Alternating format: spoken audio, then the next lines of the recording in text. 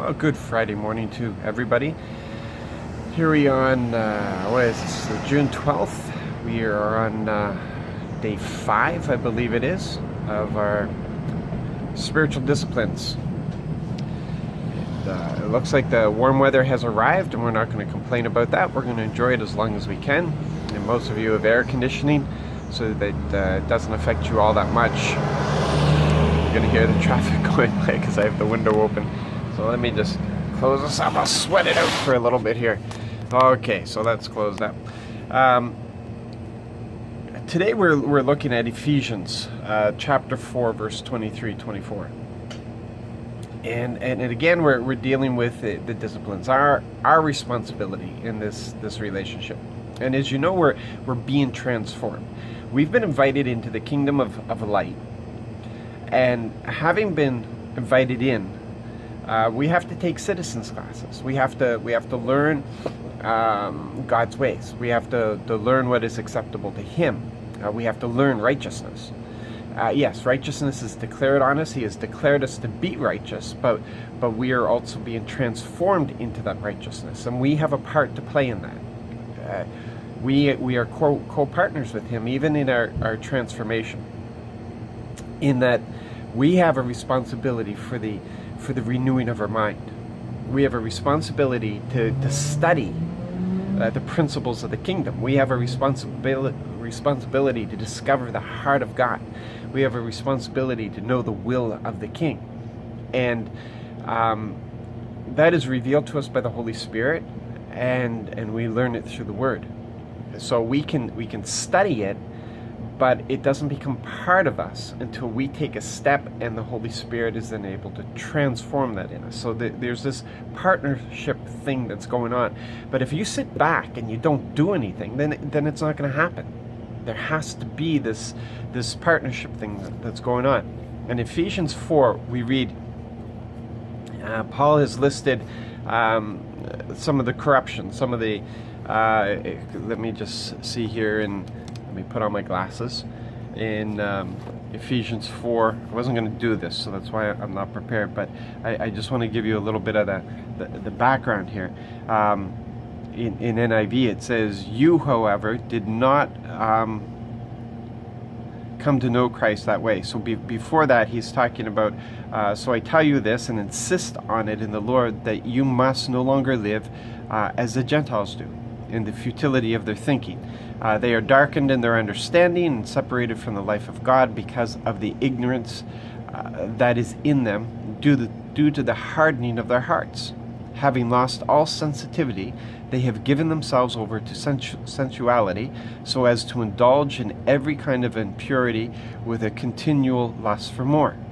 And then he goes on, "You, however, did not come to know Christ that way. Surely you heard of Him and were taught in Him in accordance with the truth that is in Jesus." So you were taught with regard to your former way of life to put off your old self, which is being corrupted by its deceitful desires, to be made new in the attitude of your minds. Okay, and there I'm kind of getting ahead of myself because I want to jump over to the CEB translation for verse 23 and 24. But here is this understanding that there's a hardening that takes place when people don't enter into and participate in their spiritual development. There's a hardening that takes place, and we've all talked to people, and we know that there are those who are receptive and those who are not receptive, and it's a hardening of the heart, and you're going to bang your head against the wall trying to debate people and convince people to enter into the kingdom. And it is better to put your energy into those who are open, at least, who at least want to hear and are interested. But for our own development, here in Ephesians 23:24, it says, instead of being like this, it said, renew the thinking in your mind by the Spirit. Renew the thinking in your mind by the Spirit. So we know our minds are renewed in the Word, but we have to allow the Spirit to teach us. We have to allow the Spirit to break down, to soften up that ground, so that hardening isn't taking place. So when we're stubborn with something, we can say, Lord, I don't understand this, but I trust you in it. Or, Lord, I don't want to accept this. This is hard for me, but I want to be there. I desire to be there. And that's giving the Holy Spirit permission. So it said, renew the thinking in your mind by the Spirit and clothe yourself with the new person created according to God's image and justice and true holiness. So we learn what is acceptable to God. And we're not talking salvation by works here. Okay? I'm going to keep emphasizing that. It's not salvation by works. We're talking about our spiritual development. We're talking about our development in our maturity. And that's where we set our heart upon obedience.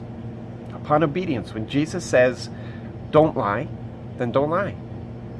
When Jesus says, don't hate, we don't hate. We turn our mind. It's us. We have that authority to take captive those thoughts and say, this is what I'm thinking, but I won't think this anymore. I turn this around. Lord, I confess this to you, and I'm going to walk in love instead. And we make that decision. It's a decision that we make because he has empowered us. You understand, there's no battle. There is no battle taking place. The battle has already been won. It's been won. It's just a matter of us choosing. We have been empowered to do this. It's just us choosing. It's choosing to love. It's choosing to trust. Listen, I'm exhausted today. I'll tell you, I am totally exhausted today. I would love nothing better than to stay in bed, just to keep the cafe closed today and say, enough is enough. I've done enough. I'm tired. I don't want to do this anymore. Yesterday was a long day. We had our service and the preaching. My parents were visiting. All the family was over. There was all the cleaning. It was 2 days in a row. And what a busy week. We were breaking all records for customers, and I got all kinds of reasons to complain today. I've got all kinds of reasons not to be obedient today. But I have one reason to be obedient. I love my King. I love my King, and because I love him, I trust him. And because I love him and trust him, I will obey him. And he's called me to this work, and this is what I'll do today. I will get up, and I will trust him to renew me, to renew my mind, to renew my body, to renew my spirit today. And even as I'm doing this, I'm speaking this, I'm doing this in obedience to him, and I'm feeling renewed because I'm walking in faith in obedience, and as I do that, he supplies me with what I need. And that's what it is to have a disciplined life. To set aside those excuses and to walk in what he has given us to do. To put on the new nature. To put it on like clothing, just to put it on. So, I encourage you today, write out your plan. Write out the goal, write out the plan, step in it, walk in it, do it, trust it, no matter how you feel, no matter how sick you are, no matter what, you stick to that plan. He will empower you. So you have a blessed and wonderful day, and I'm looking forward to all the testimonies that are coming out of this. God bless.